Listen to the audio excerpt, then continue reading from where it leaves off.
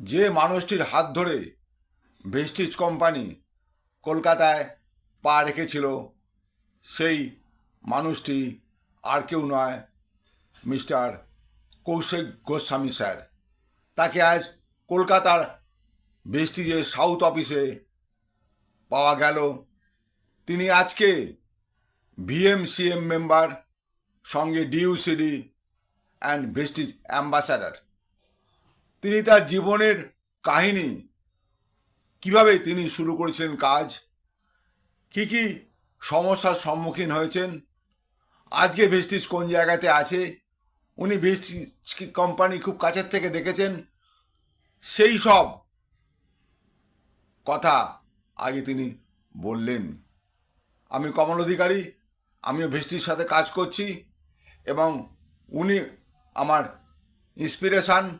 ওনাকে দেখে আমি অনেক আশাবাদী যে এই কোম্পানি থেকে আমার স্বপ্ন পূরণ করতে পারবো। উনি একসময় কি অবস্থায় ছিলেন, কোন জায়গা থেকে উঠে এসেছেন, আর আজকে কোন জায়গাতে আছেন, সমস্ত বর্ণনাই উনি করলেন। সেই ভিডিও আপনাদের সামনে আমি এখন উপস্থাপন করলাম। একটু মন দিয়ে দেখুন এবং ভিডিও পুরোটাই দেখুন, কোনো ফাঁক রাখবেন না। Thank you very much, wish you wealth.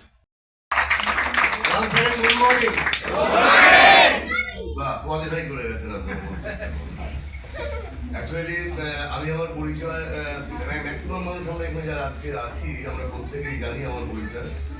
আমি কোম্পানির বিএমসিএম মেম্বার, অ্যাম্বাসেডার, ডিইউসিডি, যত রকম টাইটেল ছিল সমস্ত টাইটেলগুলোকে আমি ওভারকাম করতে পেরেছি।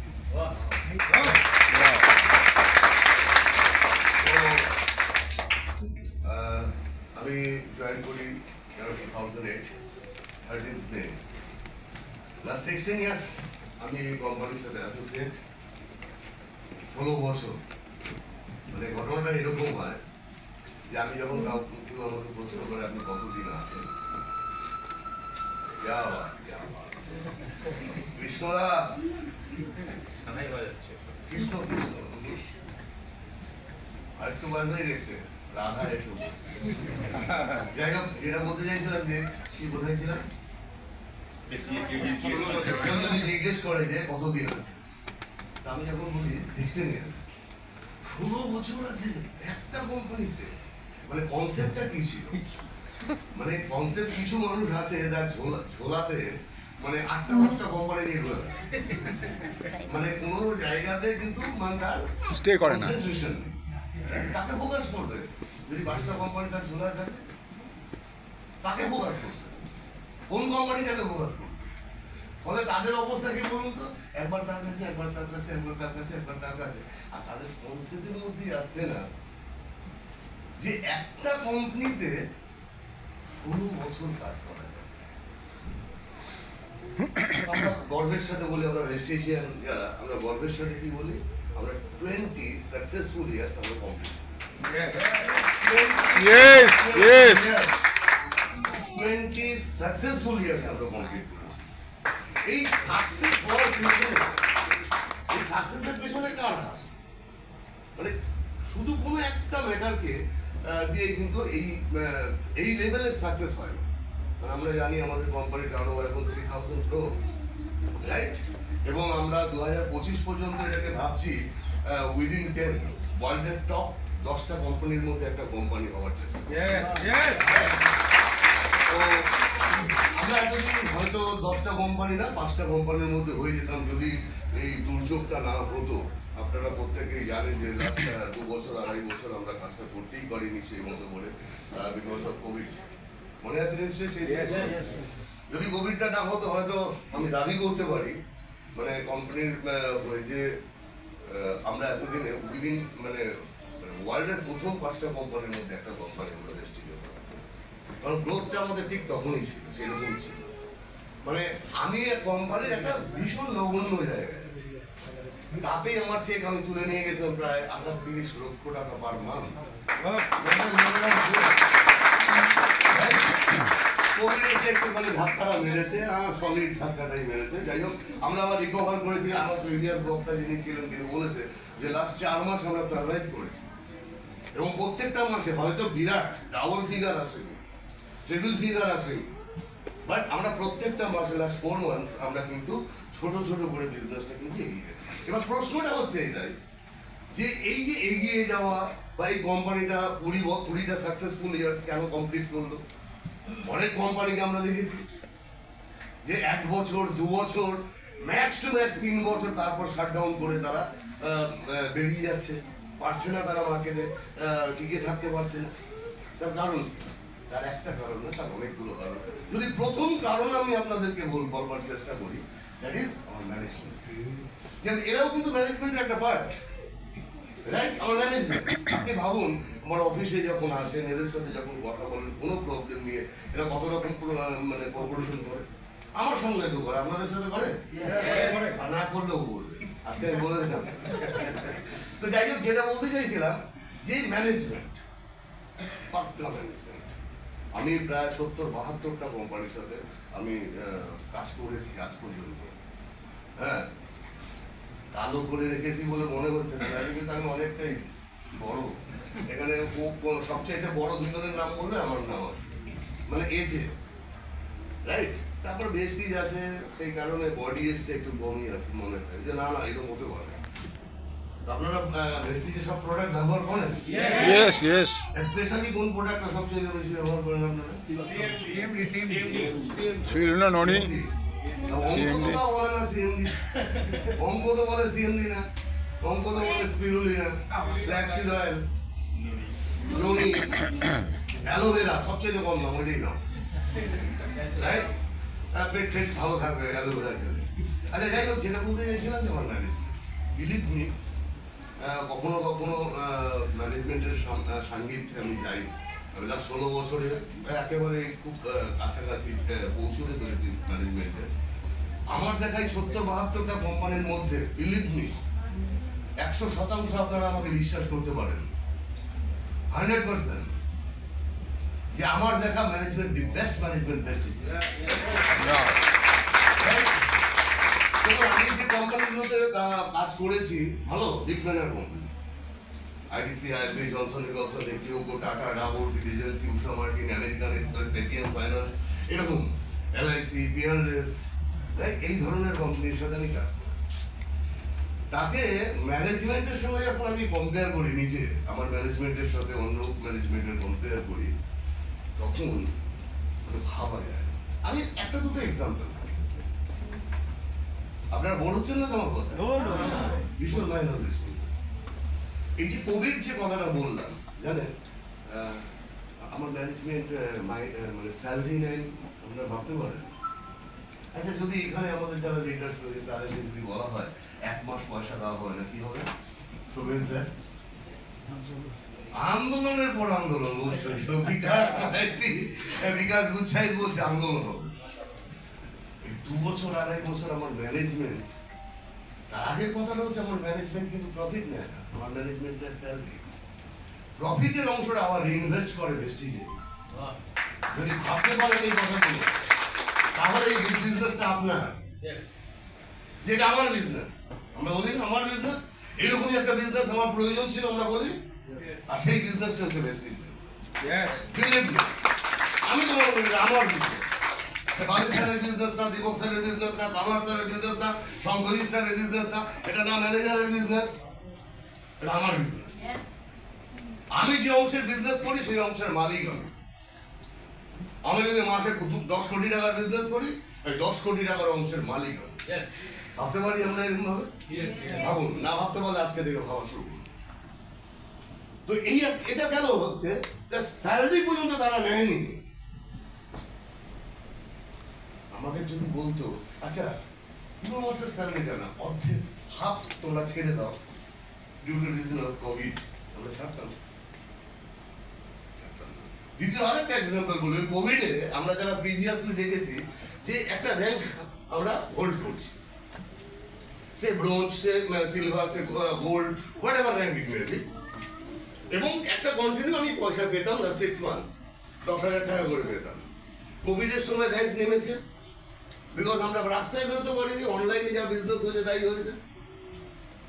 ওই যে 10,000 টাকা করে লাস্ট 6 মান্থের যে ক্যালকুলেশন ছিল, কোম্পানি 10,000 টাকা করে দিয়েছে, সে না মেলাতে পারলেও। যেখানে হাফ অফ দ্য ওয়ার্ল্ড, অর্ধেক পৃথিবী বন্ধ হয়ে গেছে, সেখানে ভেস্টিজ পৃথিবী হই হই করে চলেছে। গাড়ি বিক্রি করতে দেখেছি ফ্যামিলি মেনটেন করবার জন্য।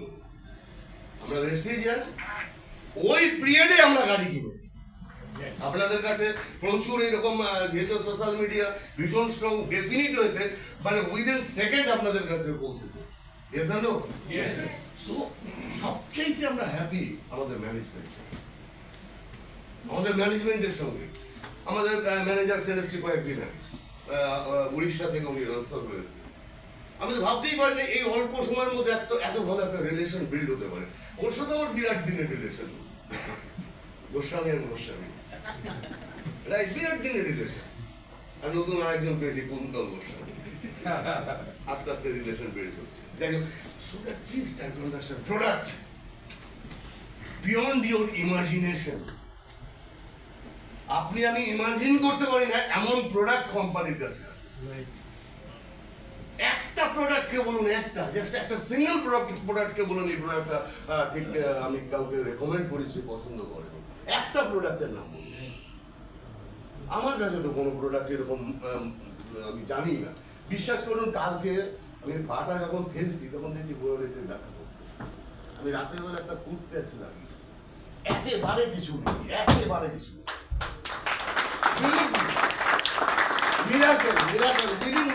আমার প্রোডাক্ট আপনাকে রেজাল্ট। শঙ্করজি স্যার বললেন যে এখানে আমাদের যে দুটো প্রোডাক্ট, হ্যাঁ, কোয়ালিটি প্রবলেম, নর্মাল প্রবলেম। আগে যদি আসতো তাহলে পরে এরকম হতো না, কি বলো? Right? So please try to understand কি প্রোডাক্ট ঘুম আসছে না, ট্রেস। শঙ্করজিৎ বাবু বলার সময় বলেছে ট্রেস। এইরকম ধরনের মাথার উপর চাপ। আমার বাবাকেও দেখেছি রিটায়ারমেন্টের সময় ব্যাংকের বই পড়তে, আর আমি আমার নাতির নামে ব্যাংকের বই পড়তে যাচ্ছি। That is the difference. একটা জেনারেশনের সঙ্গে এই জেনারেশনের একটা ডিফারেন্স। আমার জেনারেশনের পর আমার নেক্সট জেনারেশনের কি ডিফারেন্স হবে? বুঝতে পারছেন কি বলতে চাইছি? তারপর তো প্রচুর কথা, নেটওয়ার্কের কথা বললে আজকে আপনারা বসবেন, আমি 6 দিন বাদে ছাড়বো আপনাদের। এখানেই সব হবে, এখানেই সব হবে। 6 দিনেও শেষ করতে পারবো না, এত কথা জমা আছে। 16 বছরের কাহিনী, যেখানেই কথা, প্রত্যেকটা স্টেপিং এ এক একটা এক্সপেরিয়েন্স। সো প্রোডাক্ট যাকে দেবেন সে চাইবে, কিন্তু প্রোডাক্টে এফিসিয়েন্সি তাকে বুঝিয়ে আসতে হবে। এই প্রোডাক্টটা এই কারণে ইউজ হয়, তারপরে তার কাছে গিয়ে জানতে চাইতে হবে যে প্রোডাক্টটা বলেছিলাম ভালো, কেমন লেগেছে। এইটি আমাদের নর্মাল অ্যাপ্রোচ। নো, অ্যাপ্রোচ কি কেমন, ফ্যান্টাস্টিক, দারুণ, রাইট? কারণ আমাদের মাথা এমন একটা জায়গায়, যেভাবে আমরা ছোট থেকে বড় হয়েছি, যে কালচারে বড় হয়েছি, একটা নেগেটিভ কালচারে বড় হয়েছি। এক্ষুনি যে প্রোডাক্ট আমি রাস্তায় গিয়ে কিনবো, কিন্তু আমার থেকে আপনি নেবেন না, কারণ আমার পয়সায় বড় লোক হয়ে যাবে, এই কনসেপ্টটা আছে, রাইট? আমি আপনাদেরকে এক্সাম্পল করি। আমি আমার এক খুব কাছের বন্ধু, ছোটবেলা থেকে এক বড় হয়েছি। আমি একটা ডিটারজেন্ট দিতাম, প্লিজ, ডিটারজেন্ট দিতাম, ডিটারজেন্ট। তারপরে আমি ফরেন ট্রিপ যাই, এসে বললাম ডিটারজেন্টটা, বলে না, আরে কেনা হয়ে গেছে। শেষ হওয়া তো কথা না, থাকার কথা। ও ভেবে নিয়েছে ওর কাছে ডিটারজেন্ট বিক্রি করে আমি ফরেন ট্রিপ করবো। ইমাজিন করতে পারেন? কনসেপ্টটা হচ্ছে এটা আমার সোসাইটির কনসেপ্ট এটা। যখন আমরা কারো কাছে গিয়ে বিজনেস প্রেজেন্টেশন করি গিয়ে, তখনই সে ভেবে মালটার দরকার আছে, এই কারণে ছুটে চলে এসছে। আর আমরা তো নাছর বাঁধা, করতেই হবে। দাঁড়াও, মানে এই ধরনের কনসেপ্ট কিন্তু আমাদের মাথায়, ভুল করবেন না, ভাববেন না। মুখের উপর দরজা বন্ধ করে দিয়েছে, বাড়িতে থেকে বলছে যে নেই, বাবা বাড়িতে ছোট্ট বাচ্চা কাছে বলছে বাবা বললো বাবা বাড়িতে হাজারবার শুনেছি, লক্ষবার শুনেছি, হাজারবার শুনেছি। আর আমরাও সেই ওই আমার হাতির গল্প আছে একটা, আপনারা জানেন? বলুন বলুন। প্রবলেম নেই তো? ওকে। আমাকে অনেকে প্রশ্ন করে যে আপনার সাকসেস বলুন, কি কারণে আপনি সাকসেস? আর আমিও থাকি 2008 13 তারিখ যেদিন জয়েন করলাম সেদিনও বলেছি, সেদিনও দূর করে দিয়েছিল। তখন তো ভেস্টিজের নামই কেউ জানতো। ভেস্টিজ বললে সেই ভেস্টিজ ওয়ার্ডটাকে তারা বিকৃত করে বলতো ভেস্টাইজ।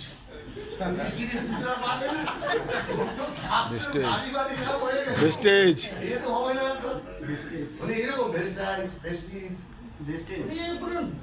ভাবা যায় বিকাশের টিমে সে আবার স্কুল আমার বিকাশ তো গেল। যাই হোক, আমাকে যখন কেউ জিজ্ঞেস করে এই কাহিনীটাই আপনাদের সামনে বলছি। ওকে, একজন ভদ্রলোকের একটা হাতি ছিল। হাতি আর মাহুত, হাতি যে চালায় তাকে মাহুত বলে নাকি? শিওর তো? ও জানতো।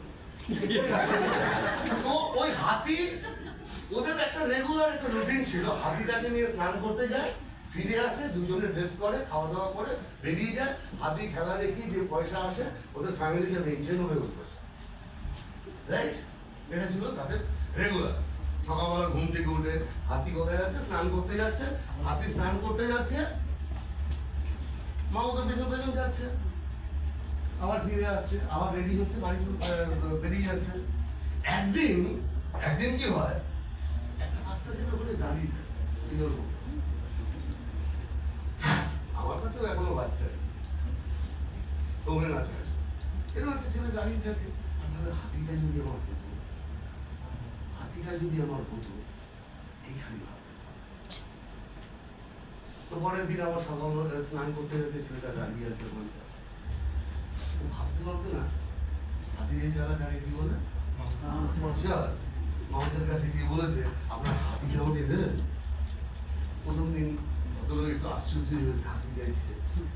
সে বুঝিয়ে বলে না বাবা, এই হাতিটা দেওয়া যাবে না, এই হাতিটা দিয়ে আমার ফ্যামিলি মেনটেন না, দেখে পয়সা হয়, হাতিটার আমার খাওয়া খরচা নেই, দেওয়া যাবে। এতটা ঠিক, আচ্ছা ঠিক আছে বলে আবার পরের দিন হাতি স্নান করতে যাচ্ছে, রুটিনের মধ্যেই তৈরি, রাইট? স্নান করতে যাচ্ছে, আবার ফিরে আসছে, আবার কি বলছে আপনার হাতিটা আমাকে দেবেন। তোকে না কালকে বললাম হাতিটা দেওয়া যাবে না, এটা আমার ফ্যামিলি মেনটেন হয়। আচ্ছা ঠিক আছে বলে আবার ছেড়ে দিয়েছে। আবার পরের দিন হাতি স্নান করতে যাচ্ছে, আবার ফিরে আসছে, আপনার হাতিটা আমাকে দেবেন। এই তোমাকে না বললাম দুদিন ধরে হাতিটা দেওয়া যাবে না, এই হাতিটা দিয়ে আমার ফ্যামিলি মেনটেন হয়। বলি বিদেশে দুদিন বলেছে, বিরক্ত হয়েছে, আবার চাইছে, না বলছি তারপরে আবার চাইছিস, কাল এইরকম। আচ্ছা ঠিক আছে, ছেলেটা শুধু আচ্ছা ঠিক আছে হাসে আর চলে। আবার পরের দিন হাতি আবার যখন পেয়েছে, আপনার হাতিটা আমাকে দেবেন। কাল থেকে যেন তোমরা দেখে না দেখি, তাই হওয়া উচিত। আচ্ছা ঠিক আছে, কিছু বলে না, খালি বলে আচ্ছা ঠিক আছে। আবার পরের দিন হাতি স্নান করতে যাচ্ছে, আবার ফিরে আসছে, আবার অ্যাপ্রোচ, আপনার হাতিটা আমাকে দেবেন। এরপর তোমাকে খুব মারা হবে, এইখানে দেখলে পরে তোমাকে যেন আমার চোখের সামনে না দেখি। আচ্ছা ঠিক আছে, চলে যায়। আবার পরের দিন হাতি ফিরে আসছে, আপনার হাতিটা আমাকে দেবেন। বলতে বাপ তুই হাতি নে, আমার সংসার চুলা হয়ে যায়।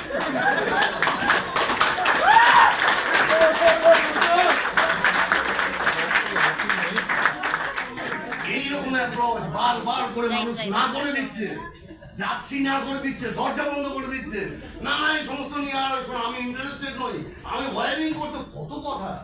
পেছনে 5 ঘাট বেতের বাড়ি মারলে 5 পয়সা বেরোবে না, আমি তো করবো তেল মারতে পারবো না। তেল মারছে অমিতাভ বচ্চন, কি ওই ঠান্ডা ঠান্ডা বলতো, অমিতাভ বচ্চন তেল মেরে যাচ্ছে, আর তুই কে হরিদাস? তা আমরাও তো ওই হাতির বাচ্চাটার মতো, ওই বাচ্চাটা হাতি না নিয়ে যাবে না, আমরাও সেই বারবার এই 16 বছর স্টিল টুডে এখনো পর্যন্ত আমরা ওই কাজটাই করে যাচ্ছি। আপনি আমার বিজনেসে আছেন, এই বিজনেসটাই আপনার আমার বিজনেস, এই বিজনেসটাই পারে আপনার আমার লাইফ স্টাইল চেঞ্জ করতে। আমার বাড়িতে একটা সাইকেল ছিল না, আমার কাছে এখন 4টে গাড়ি। এটা হন্ডা না, এটা ভেস্টিজের প্ল্যান, প্ল্যানিং করেছে নিজে রোজগারকারী দ্বারা। ভেস্টিজের প্ল্যানের পাওয়ার, এটা যে প্ল্যানের পাওয়ার আমার কাছে কোটি টাকার গাড়ি আছে, 30 লক্ষ টাকার গাড়ি আছে, 16,50,000 টাকার গাড়ি আছে, 14 লক্ষ টাকার গাড়ি আছে। আমার বাড়ি ছিল, জোরে হাওয়া আসলে পরে ঘর নড়তো। আমার পাশের বাড়ি নেলসনের বাড়ি, জিজ্ঞেস করুন, আমার কাছে এখন 2.5 থেকে 3 কোটি টাকার বাড়ি আছে। আমার কাছে 7 লক্ষ টাকার ফ্ল্যাট আছে। কিছুদিন আগে আমার বউ আমাকে ছেড়ে দিল, আমার ওয়াইফ, বউ বললো আমার কোনো ভাবনা নেই, ছেড়ে চলে গেল। ট্রিটমেন্ট করিয়েছি, সাধ্য মতো ট্রিটমেন্ট করিয়েছি, কোটি টাকা খরচা করিয়েছি। That's my satisfaction. না হলে কি হতো, না হলে গভর্নমেন্ট হসপিটালে গিয়ে ফেলে আসতে হতো, বেড নেই, নিচে শুয়ে থেকে ওখানেই মৃত্যু হতো। কোটি টাকা খরচ করেছি, কোটি টাকা খরচ করেছি, হয়তো তাকে বাবাজি ফেরাতে পারি, বাট স্যাটিসফ্যাকশন এটা। Yes or no? আমার অবশ্য আমার ওয়াইফের মৃত্যু জন্য চুপ করে গেলেন, আমিও চুপ করেই থাকি, এই বয়সে আর কে কি করবে। যাই হোক, সেটা নিয়ে কথা না, আমি যেটা বলতে চাইছি, এ তো গেল প্ল্যান প্ল্যান প্ল্যান, সবচেয়ে ইম্পর্টেন্ট প্ল্যান, সবটা ইম্পর্টেন্ট প্ল্যান। আমি কেন এসেছি? আমি এসেছি to want money, want more and more money. Yes or no? More money, more money. আমি এসেছি কেন? আমি এসেছি রেসপেক্ট, উইথ রেসপেক্ট আমার লাইফটাকে লিড করবো। Yes or no? আমি এসেছি কেন? ডেভেলপমেন্ট। টাই পড়তে লজ্জা লাগতো, অফিসিয়ালি টাই পড়তে হবে, পাড়ার আগে টাইটা খুলে পকেটে ঢুকিয়ে দিতাম, রাইট? কেন? নাহলে তো ওই কমনই পাড়া ইনসার পড়ে কিনে আবার টাই, মানে লাইট এরকম হবে। বিলিভ ডেভেলপমেন্ট চাইছি তো, একটা নোংরা বলছি, খেতে জানি না কিভাবে আমরা খাই ছেড়ে জানি না। দেখবেন যখন একটা র্যাঙ্কের ফাইল হ্যান্ডশেক করবেন, তখন কোম্পানি আপনাকে পার্সোনাল গ্রুমিং এর জায়গায় নেবে।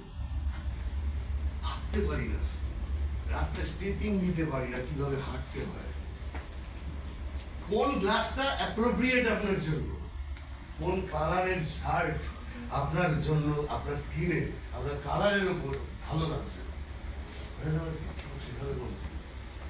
তবেই না আমরা ডেভেলপমেন্টের জায়গায় যেতে পারবো। Yes or no? কি নেই আমার এখানে, কি নেই আমার এখানে? 8 মিনিট ডেভেলপমেন্ট চাইছি না, তাহলে পয়সা চাইছি, মোর অ্যান্ড মোর, রেসপেক্ট চাইছি। আরে রেসপেক্টের কথা তো কেঁদে ফেলবেন, যেদিন রেসপেক্ট পাবেন কেঁদে ফেলবেন, চোখ দিয়ে জল বেরিয়ে আসবে খুশির, খুশির মানে কান্না জানেন তো আপনারা, জল বেরিয়ে আসবে। তাহলে তার সাথে চাইছি ডেভেলপমেন্ট, চাইছি পপুলারিটি। এই একটা এখানে সই কর, এখানে একটা সই কর, তাই তো হয়। যদি কি কখনো এসে বলে সেই মুহূর্তটা, বলুন সেই মুহূর্তটা কেমন হবে? যদি কেউ কখনো এসে বলে স্যার অটোগ্রাফ প্লিজ, কেমন হবে সেই মুহূর্তটা? মনে হবে না যে পৃথিবীর সবচেয়ে হ্যাপিয়েস্ট পারসন আপনি? হবে তো? Yes or no? তাই তো, এটাই তো সেই কেরিয়ার, এটাই তো সেই জায়গা। আপনি যদি ডাক্তার হন, আছেন কেউ ডাক্তার? Anybody else doctor? নেই। ডাক্তার হলে কি হবে? Doctor Shankhajit Goswami. Yes or no? আর যদি লয়ার হয়, শঙ্খজিৎ গোস্বামী এলএলবি, হয় আগে টাইটেল, না হলে পরে টাইটেল। কৌশিক গোস্বামীর title, prestige ambassador Kaushik Goswami DUC Yes. ওপরওয়ালা নিয়েছি। হ্যাঁ কি এমসিএম কোথায় লাগাবো ভাবছি এখন। সামনে আছে লাস্টেও আছে এবার ওপরে তারপর নিচে যদি আরো কিছু থাকে সেটাও কেরিয়ার তো এটাকেই বলে ইয়েস না কেরিয়ার কি কেরিয়ার মানে এটা আমার টাইটেলের আগে আমার টাইটেলের পরে আগে টাইটেল তুমি ডাক্তার সাকসেসফুল ডাক্তার হও একটাই তোমার টাইটেল সামনে লয়ার হও এলএলবি পরে আর তোমার কি নাম দেবা দেবারহ মানে এমসিএম দেবারহ ইউসি মনে হবে সেদিনটা হবে না আর মরে থেকেও বেঁচে থাকে মরে গিয়েও বেঁচে থাকে कहाँ हूँ দ্যাট ইজ লাস্ট ফাইনাল এই कितना पे देगा वो? মনে হবে না কোন দাম মালটা ছিল ঠিকই ছিল চলে গেল কি অর্থাৎ মরে গিয়ে বেঁচে থাকা দ্যাট ইজ সেম পজিশন চাইছি না প্রচুর মানুষ আছে আমাদের সোসাইটি ठीक है যারা নেই আজকে ठीक কিন্তু আজও তারা আমাদের মধ্যে বেঁচে আছে নেই Yes. কি স্যার আছে তো Yes. यस অ্যাজ এক্সাম্পল আরে কৌশিক গোস্বামী হবে আগামী দিন তার আগে নেতাজি গুলাম সিং রাজপুত প্রচুর আছে এরকম মানুষ। রবি ঠাকুর আছে না প্লিজ এমন একটা কেরিয়ার এইটাই আমার বিজনেস এইরকমই একটা বিজনেস আমি চাইছি না আমি যে ফ্যামিলি বিলং করি middle class lower middle class family belong করি সেই ফ্যামিলিতে এটাই বিজনেস এর বাইরে কোনো বিজনেস নেই আগামী দিন যে সমস্ত বিজনেস আপনার আমার চোখের সামনে থাকে ওই বিজনেস গুলো আর থাকবে না এই বিজনেস গুলো আগামী দিন থাকবে না যে বিজনেস গুলো আপনারা দেখেন কনসেপ্ট চেঞ্জ হয়ে যাবে আগামী 4 বছরের মধ্যে এই কোটি কোটি মানুষ কি করবে কোটি কোটি কি 100 150 200 কোটি মানুষ কি করবে আগে বুঝলে ভালো পরে বুঝলেও ভালো একটু আছে আসবেন আমরা তো উপরে গেছি থ্যাংক ইউ ভেরি মাচ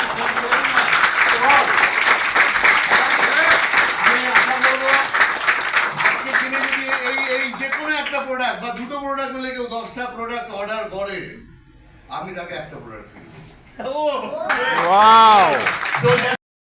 আর এই ভিডিও যদি আপনার ভালো লাগে তাহলে অনেক অনেক শেয়ার করুন আর আপনি যদি নতুন হন তাহলে অবশ্যই সাবস্ক্রাইব করে রাখুন যখনই নতুন ভিডিও আমি আপলোড করব আপনার কাছে সবার আগে পৌঁছে যাবে thank you very much wish you wealth ভালো থাকবেন